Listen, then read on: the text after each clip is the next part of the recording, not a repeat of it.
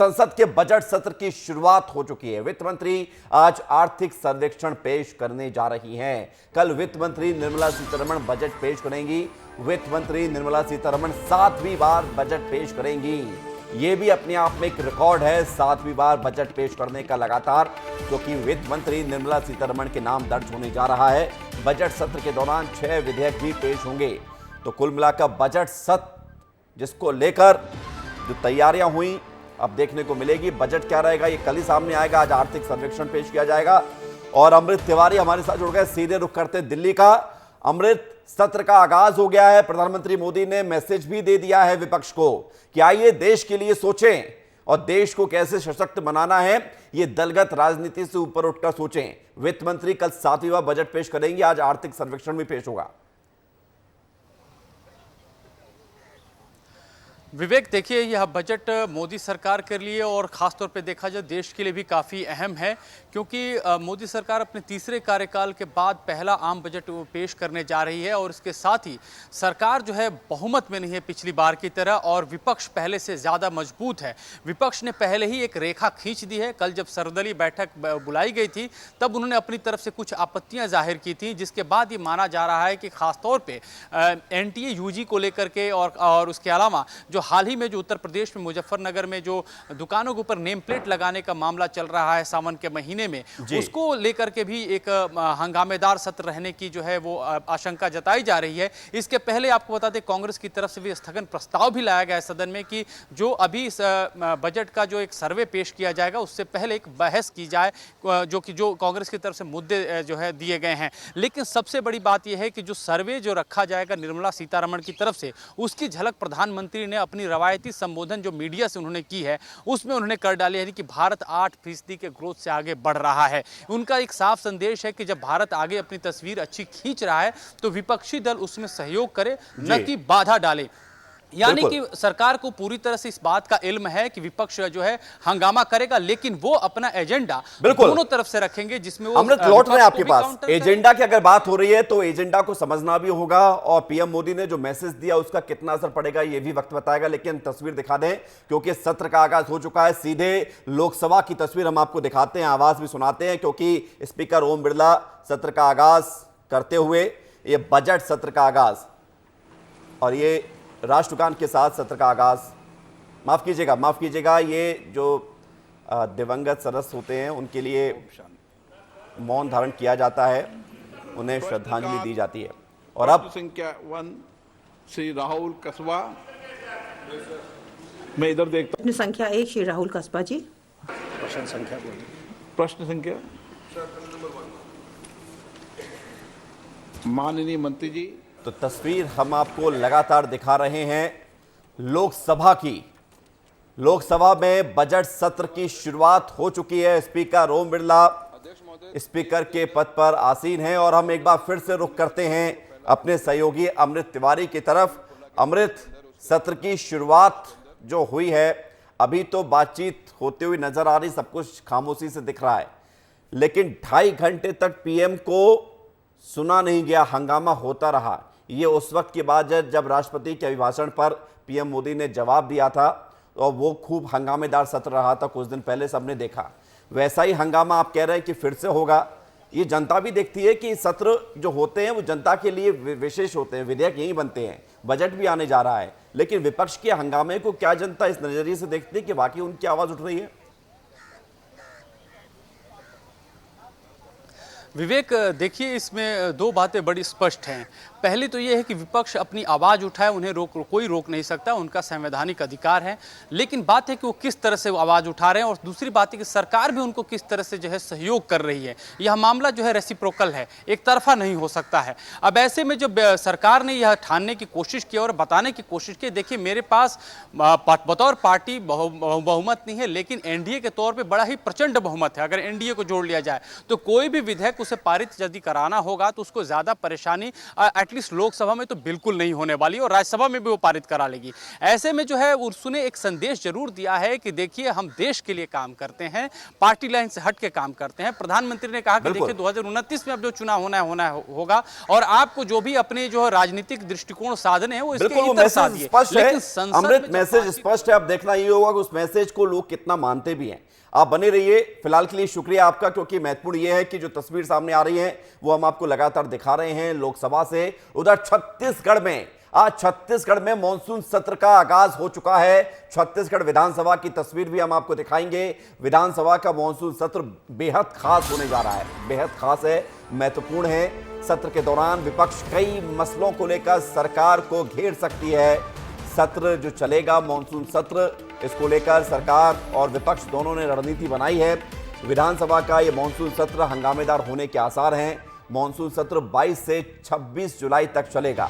Speaker doctor Raman Singh, आज आपको बता दें कि दिवंगत सदस्यों को श्रद्धांजलि दी जाएगी और मृगेंद्र पांडे हमारे वरिष्ठ सहयोगी जुड़ गए सीधे रायपुर से, उनकी तरफ रुख करते हैं। मृगेंद्र, मानसून सत्र क्या खास रहेगा?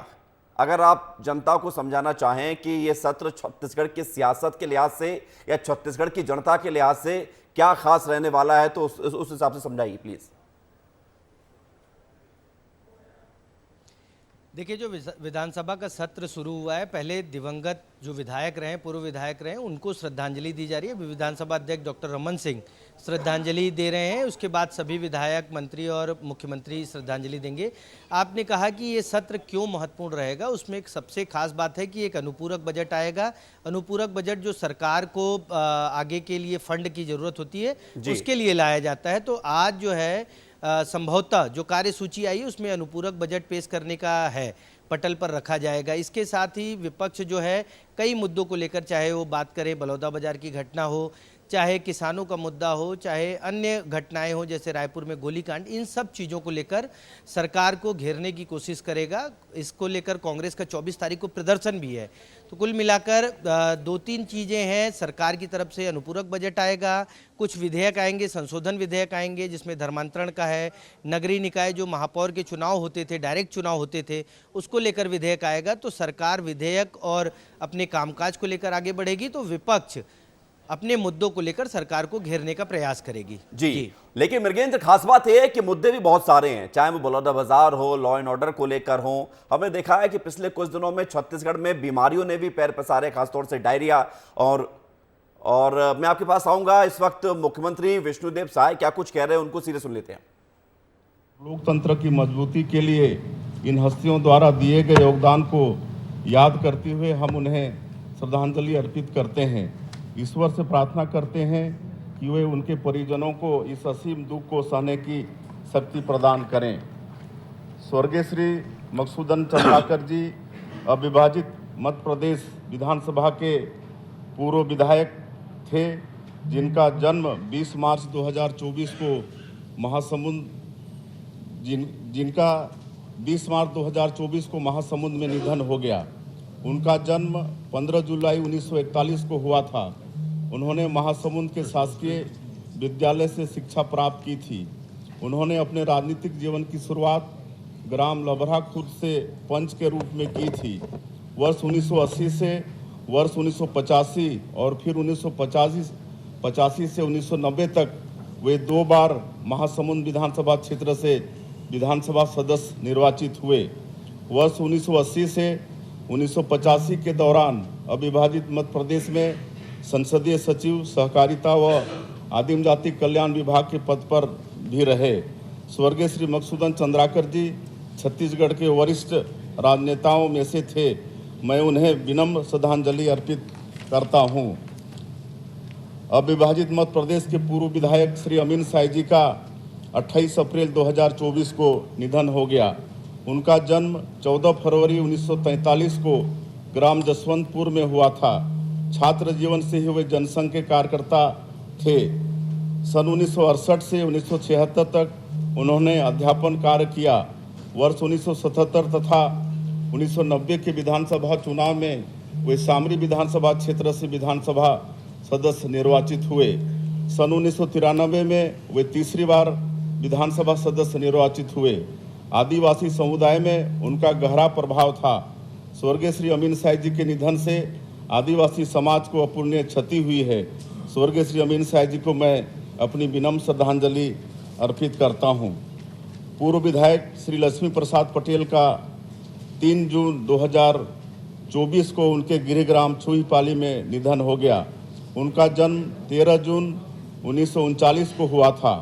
उन्होंने BA LLB की शिक्षा प्राप्त की थी। वकालत के साथ साथ खेती किसानी खेलकूद और समाज सेवा में भी उनकी अभिरुचि थी। अविभाजित मध्य प्रदेश में विधायक के रूप में अपने कार्यकाल के दौरान उन्होंने हमेशा आम लोगों के मुद्दों को विधानसभा में उठाया। वे मिलनसार, मृदुभाषी और सेवाभावी थे। सन 1977 में वे खरसिया विधानसभा क्षेत्र के पहले विधायक निर्वाचित हुए। इसके बाद वे सन 1980 और 1985 में लगातार खरसिया से विधायक निर्वाचित हुए।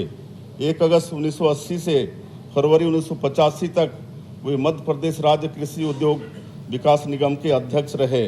मैं स्वर्गीय श्री लक्ष्मी प्रसाद पटेल जी को विनम्र श्रद्धांजलि अर्पित करता हूं। मुख्यमंत्री विष्णुदेव साय को आप सुन रहे थे। सदन के पूर्व सदस्यों के निधन के बाद उन दिवंगतों को श्रद्धांजलि दी गई है और हमारे साथ मृगेंद्र जी लगातार बने हुए हैं। मृगेंद्र, ये परंपरा भी रहती है कि अपने सदस्यों को याद किया जाए अगर उनका निधन हो गया है, उसी से शुरुआत भी हम देख रहे हैं। लेकिन हम हंगामे को लेकर चर्चा कर रहे थे कि बीमारियां भी हैं, लॉ एंड ऑर्डर को लेकर भी है, साथ ही साथ सत्र छोटा है, इसको लेकर भी शुरुआत से विरोध हो रहा था। यानी कि कांग्रेस के पास बहुत कुछ है घेरने के लिए सरकार को। जी जरूर, देखिए कांग्रेस लगातार आक्रामक है क्योंकि 5 साल जो कांग्रेस की सरकार चली और 6 महीने में लोकसभा और विधानसभा चुनाव में हार मिली है, उससे पार्टी खुद को रिवाइव करना चाहती है। एक बड़ा आंदोलन 24 तारीख को है, उसमें तमाम मुद्दे रहेंगे। लेकिन विधानसभा सत्र में जो आपने कहा महामारी, डेंगू, मलेरिया, ये जो इशू हैं, शहरी क्षेत्रों में जो खराब दूषित पेयजल है वो इशू है, तो इन सब मुद्दों को लेकर कांग्रेस लगातार जो है सदन में घेरने का प्रयास करेगी। जी बिल्कुल। तो मृगेंद्र पांडे हमें जानकारी दे रहे हैं सत्र को लेकर कि क्या खबर है। बहुत शुक्रिया आपका मृगेंद्र जी हमारे साथ जुड़ने के लिए और तमाम जानकारी के लिए। आज हम लगातार बात कर रहे हैं कि बजट सत्र संसद में आज से शुरू हो चुका है। प्रधानमंत्री मोदी ने बजट सत्र से शुरुआत से पहले मीडिया से बातचीत की। इस दौरान की तस्वीर हम आपको उसी वक्त की बता रहे हैं, कुछ मिनट पहले की तस्वीर है जब पीएम मोदी यहां पर पहुंचे संसद में और संसद प्रांगण में उनके साथ संसदीय कार्य मंत्री किरेन रिजिजू भी नजर आए हैं। पीएम मोदी ने इस दौरान विपक्ष पर निशाना भी साधा और कहा कि सत्र में सार्थक और सकारात्मक चर्चा होनी चाहिए। देश बहुत बारीकी से देख रहा है कि संसद का यह सत्र सकारात्मक हो, सृजनात्मक हो और देशवासियों के सपनों को सिद्ध करने के लिए एक मजबूत नींव रखने वाला हो कि करीब 60 साल के बाद कोई सरकार तीसरी बार वापस आए और तीसरी पारी का पहला बजट रखने का सौभाग्य प्राप्त हो। ये भारत के लोकतंत्र की गौरव यात्रा की अत्यंत गरिमापूर्ण घटना के रूप में देश इसे देख रहा है। ये बजट सत्र है। मैं देशवासियों को जो गारंटी देता रहा हूं, क्रमशः रूप से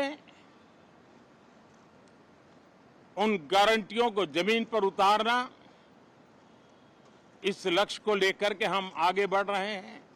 140 करोड़ देशवासियों ने बहुमत के साथ जिस सरकार को सेवा करने का हुक्म किया है देशवासियों ने, उसकी आवाज को कुचलने का अलोकतांत्रिक प्रयास हुआ। 2.5 घंटे तक देश के प्रधानमंत्री का गला घोंटने का, उनकी आवाज को रोकने का, उनकी आवाज को दबाने का लोकतांत्रिक परंपराओं में कोई स्थान नहीं हो सकता है। बढ़ते आगे, भोपाल में आज सांसद और विधायकों से मुलाकात करने जा रहे हैं मुख्यमंत्री डॉक्टर मोहन यादव। दोपहर 3 बजे सांसद और विधायकों के साथ ही मुलाकात होगी। सांसद विधायकों से क्षेत्र के विकास को लेकर चर्चा होगी। सरकार की योजनाओं को लेकर फीडबैक भी लिया जाएगा। तो मध्य प्रदेश के CM doctor Mohan Yadav BJP के सभी सांसद और विधानसभा के सदस्य उनके साथ मुलाकात करेंगे। आज सांसद और विधायकों से मुलाकात होने जा रही है। दोपहर 3 बजे ये मुलाकात होगी। और सीधे आपको लिए चलते हैं लोकसभा, जहां पर शिक्षा मंत्री धर्मेंद्र प्रधान नीट मसले को लेकर कुछ बोल रहे हैं। वह इसको खत्म करना चाहते हैं। देखिए, यहाँ पर सरकार ने स्पष्ट रूप से कहा है कि उच्चतम न्यायालय के कहने के अनुसार, उनके निर्देश के अनुसार एकल परीक्षा अखिल भारतीय स्तर पर बहुत सफलतापूर्वक हो रही है। और जहाँ तक तमिलनाडु का संबंध है, महोदय जहाँ तक तमिलनाडु का संबंध है, बताइए आप इस प्रकार की बातें कैसे कर सकते हैं? नीट का मामला भी गर्म है और आज इस मामले में भी सुनवाई होने जा रही है। बढ़ेंगे आगे, मुरैना से खबर है, जहां पर जमीन विवाद का मामला सामने आया है। यहां पर 2.5 बीघा जमीन पर मालिकाना हक को लेकर एक ही परिवार के 2 पक्षों में लाठियां चली और फिर गोलियां चलने लगी। इस बीच गोली लगने से एक बुजुर्ग घायल हो गए, जिसे अस्पताल में भर्ती कराया गया है। वहां से फिर ग्वालियर रेफर किया गया। पुलिस मामले की जांच कर रही है। खरगोन पुलिस ने लुटेरी दुल्हन गैंग का पर्दाफाश किया है। यह गैंग इतना शातिराना अंदाज में वारदात को अंजाम देता था कि पुलिस भी हैरान है। इस मामले में पुलिस ने महिला समेत 2 लोगों को गिरफ्तार किया है। 5 से 6 सदस्यों वाले इस गैंग में सभी के पास अलग अलग जिम्मेदारी होती है। इस गैंग में आरोपी पति ही भाई बनकर अपनी पत्नी की शादी की पूरी व्यवस्था करता था और शादी के नाम पर दूल्हे वालों से पैसे भी ऐंठता था। बाद में दुल्हन किसी बहाने से घर लौट आती थी। इसके मामले के खुलासे के बाद पुलिस ने पति समेत अब 2 लोगों को गिरफ्तार किया है। बाकी की तलाश पुलिस कर रही है।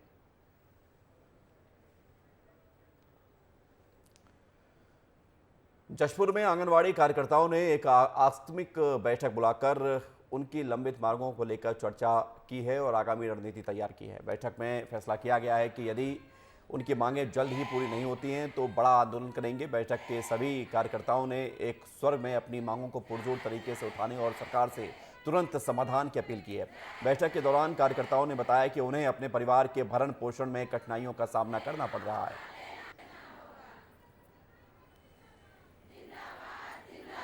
जो आंगनबाड़ी कार्यकर्ता का जो रिक्त पद है उसमें सहायिकाओं को 100% लेने के लिए हम लोग यहाँ बैठक रखे हैं। 50% तो है, लेकिन 20 साल 25 साल काम करने के बावजूद भी उनको प्राथमिकता नहीं दिया जा रहा है। इस संबंध में बैठक रखे हैं। और दूसरा में मिनी कार्यकर्ताओं के संबंध में, जो यहाँ लगभग 1387 मिनी केंद्र है और दोनों का काम करती हैं कार्यकर्ता सहायिका का, उसका मेन करवाने के लिए हम लोग विशेष सरकार यहाँ सहमति बैठक के लिए हैं और महिला बाल विकास मंत्री से भी मिलने का हम लोग का बात चल रहा है। विनती करेंगे, यदि नहीं होता है तो फिर हम लोग हड़ताल के लिए जरूर उतरेंगे।